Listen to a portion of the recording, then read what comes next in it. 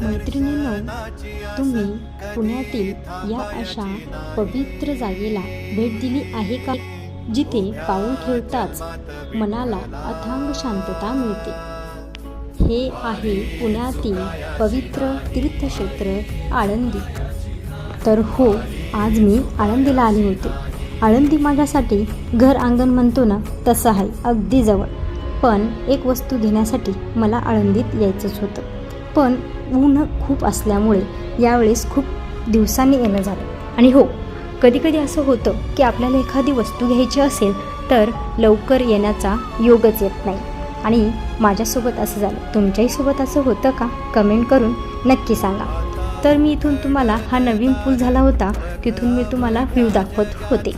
आणि हा आता खूप मोठा झाला आहे, पण त्याचं म्हणणं होतं मी चालणारच नाही, कारण ऊन खूप होतं. आणि व्हिडिओ घ्यायला लागले तर त्याचं म्हणणं होतं माझा व्हिडिओ नको घेऊ. आणि इथे काका म्हणले की लावा. मग यांनी दोघांनी लावलं. काका म्हणले मी तुलाही लावतो. म्हणलं काका नको, मला नको. पण काकांनी मला लावलंच. मग आलो होतो जे महत्त्वाचं काम होतं ते. तर ते असं होतं की शिवांच्या स्कूलमध्ये भगवद्गीतेचं छोटं पुस्तक लागत होतं. आणि मी त्या काकांना तेच विचारत होते की हेच असतं का.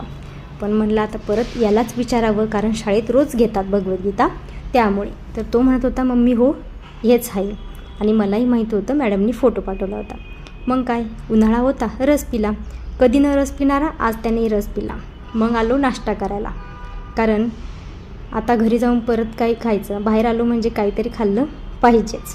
मग इथं नाश्ता केला आणि घरी निघालो तर पाऊस सुरू झाला आणि याला इथे ओलं व्हायचं होतं. तर चला आता याला इथे ओलं होऊ द्या आणि आपण भेटूया नेक्स्ट व्हिडिओमध्ये. तोपर्यंत बाय.